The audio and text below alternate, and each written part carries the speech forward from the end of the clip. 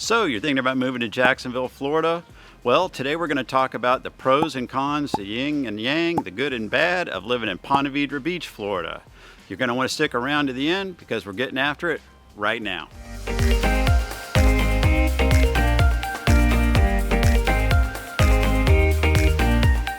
If this is your first time to this channel and you want to know everything about living in Jacksonville, Florida, subscribe below, tap the bell for notifications so you can be the first to learn about the current market conditions here in Jacksonville. My name's Wike, and we get calls, texts, emails every day from people just like you that are looking to move to this area and want help, and we absolutely love it. So whether you're moving in 9 days or 90 days, give us a call, shoot us a text, send us an email. We're happy to help you make a smooth move to Jacksonville. So, like I said, we're going to be talking about the pros and cons of Ponte Vedra Beach. Just so you get an idea where I'm talking to you from right now, I'm actually on the deck of a customer's house overlooking the marsh, saltwater marsh behind me here in Neptune Beach. And Neptune Beach is an area that I will be covering soon in one of my vlogs and a map video and a pros and cons. But it's one of the hidden gems of the beaches, Jacksonville beaches. And it's north of Ponte Vedra Beach, but we are going to talk about Ponte Vedra Beach, pros and cons, so let's get rolling. So I'm going to start off with one of the first cons, which is going to be, Florida is surrounded by water on three sides, and it's Ponte Vedra Beach. It is a beach, it is off the ocean. We do have tropical events that happen periodically during the year. The hurricane months are June through December. And, in this modern day and age, we can track storms for weeks in advance. But nevertheless, occasionally you might need to, if you live really close on the coast and they advise that it's time to evacuate, you have to follow the guidance of the authorities and quite possibly do a thing and evacuate. The other thing you might want to also take into consideration is when you buy a home in this area, Ponte Vedra Beach area, or really anywhere in Florida for that matter, you look at Florida from the air when you're on an airplane flying in, it's amazing to see just how much water there is in Florida. There's a lot. Huge amount. But anyway, there's such a thing as flood zones. So land, is rated, it's assessed, based on its chance of flooding, its risk. Occasionally when we get, really high tides from the storms that are offshore, that could push the water up pretty close to some of these properties. And you definitely want to take that into consideration. That's what I'm getting at. You got to look at the big picture when it comes to the possibility of flooding, when you buy a property here or really anywhere in Florida. You'd have to take that into consideration. Okay, here's another con, which is there is some traffic on State Road A1A, which runs north and south. It's going to run from around 7 a.m. till around 9:30, and from around 4:30 probably till around 7 o'clock. It can be stop and go at some points on A1A, but it usually always keeps moving. In the unlikely event that there is a accident that might happen on a bridge, we have bridges that come, by Nocatee, which comes across the intercoastal to Ponte Vedra. We also have bridges that come across Jacksonville into the beaches. And, occasionally accidents happen and, you got to go across a bridge to get to the beach. It's going to happen at some point. So you could get slowed down a little bit occasionally from those accidents if they happen on a bridge. Okay, this is a con that one of my customers, longtime customers, brought up. He relocated here from Michigan, but he's lived here a really long time, and he even lived in Tampa for a period of time. What he was saying is there's not really a large downtown area to go to, like a big city. If you want to go to one from Ponte Vedra Beach, for instance, Jacksonville, it's a wonderful, I love Jacksonville. I love the Jaguars. I love going to events downtown, but it's still not at the point that it's going to be probably in 5 or 10 years. It's going to be a lot better probably than it is right at this very moment. But I read every week in the business journals about, the planning that's being done downtown, on the river, near the stadium. It's going to change, in time, but it's just been a slow approach to downtown Jacksonville developing. At the beaches, you have Jacksonville Beach, which is going to be larger than Ponte Vedra Beach, so you'll have some more shopping there. There's definitely plenty of grocery stores nearby, even at Ponte Vedra Beach. Nearby you have, of course, Home Depot, Lowe's, not Lowe's. Lowe's is across the intercoastal, but there's plenty of shopping that you can go to. It's just not, you're not going to find like a large shopping mall with a Nordstrom or those type of stores. You're going to have to go into Jacksonville for those, like go to the town center, that type of thing.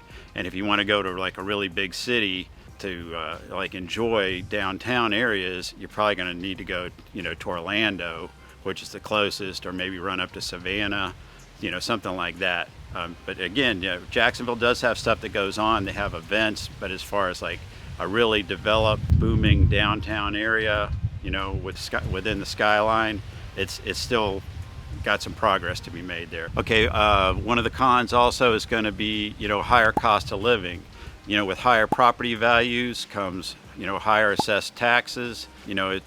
That's just part of the deal. When you live in a higher value area, the taxes are going to be higher, which goes along with that. The risk of flooding, you're going to want to pick up flood insurance. There's a cost associated with that. Electricity, you'll pay a little bit more for that at the beaches. Gas, you'll pay a little bit more for that at the beaches. Food, you'll pay a little bit more for that at the beaches. And it all adds up, but it's not cost prohibitive. It's totally worth it for the lifestyle. And, I mentioned before, I lived in Jacksonville Beach for, over 15 years, and I totally love it. And I would love to come back to the beaches as soon as I can. I love the beaches. It's a great place to live. Okay, so let's start talking about the pros, which there are a lot of those. Let's talk about the weather. I love winter in Florida, and I love winter in Jacksonville, and I love winter at the beaches areas too, which is where I'm shooting this from right now. We're right off, this is a marsh area, saltwater marsh area. You go on beyond that, you have the Intercoastal Waterway. There's large mature trees here, beautiful oaks, lots of wildlife. You might hear an owl hooting while I'm shooting this. It's for real, it's not a sound effect. And there's egrets back there that are feeding right now, but it's 75 degrees and we're in January. There's a beautiful breeze blowing and it's not humid, there's no bugs. And that's for many, many months. You get like 6 months of this really, well, I'd say 8 months of this really sweet weather, okay? Then it starts warming up, then you will have some humidity, and it does get pretty warm. I mean, you will want to run inside and enjoy the air conditioning a lot during the daylight hours, unless you're at the beaches or on a golf course or off fishing or playing tennis, doing any number of things. Is it worth it overall, to live in Florida, to have this weather? Absolutely. I've never met somebody that told me they moved here and they missed shoveling snow or they missed driving on ice, okay? And it gets hot even up north in the summers. I know it does. So, I would say overall, this is a great place to live for weather. Absolutely. Okay, let's talk about quality of life. It's a great lifestyle. It's a beaches lifestyle. It's really laid back. There's no billboards. You have underground utilities. People are friendly. You can go to the beach every morning and go for a walk, before work. You can see the sunrise. In the evenings, you can have a beautiful stroll as well. If you want to see the sun set, you would go check it out over the Intercoastal Waterway. And, it's just the lifestyle at the beaches. That's what people crave, and it's just a great place to live. Okay, this is another pro. Let's talk about, variety of housing. You have oceanfront properties, intracoastal front properties. There are apartments, there are rentals, there are duplexes. There are 55 plus, age restricted communities. There's gated communities, there's country clubs, there's beach clubs. All of those options for you to live. Is the pricing a little bit higher at the beaches than over in Jacksonville? Yes, it is. It is going to be higher at the beaches than over in Jacksonville. But definitely there's a lot of housing options, and take that into consideration if you want to live in Ponte Vedra Beach. Okay, let's talk about the schools. Most all of the schools are going to be A-rated schools. That's why people like to live. It is going to be St. Johns County and Ponte Vedra Beach. It will be St. Johns County, not Duval County, which is Jacksonville. But it will be St. Johns County. You're going to have St. Johns County A-rated schools. high school kids go to. It's actually just across the intracoastal waterway from the beaches. It's closer to Nocatee and Ponte Vedra, and it's called Ponte Vedra High School. Imagine that. But fantastic high school, fantastic elementary schools. Can't go wrong with the schools. Okay, here's another pro. To some people it may not be a pro, but there are a lot of HOA communities, deed restricted communities.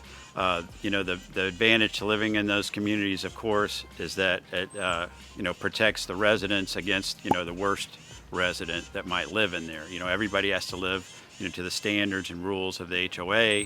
There's a homeowners association fee associated with that. It's always disclosed, before you move into the community. As a real estate agent, I disclose that to all of my clients. I have to. And that's, you just go in prepared. If you do have an HOA, you need to know what the rules are and, live within those. But most people think it's a good thing, again, because it keeps the standards up, that everybody meets the same standards that lives in there, keeps the property values up. And you're not going to have somebody park an Airstream trailer in the front yard necessarily, or trades vehicles, those kinds of things. And I definitely have the utmost respect for people that have RVs and the people that work in the trades. I come from a long line of tradesmen in my family as well. But rules are rules, and we all got to live by those rules. If you do have an RV, a boat, something like that, there are facilities that you can rent space and store your RV or boat there. And then if you're a military person, there are options for you, I believe, up at the bases as well to store some of that stuff too. So that's cool.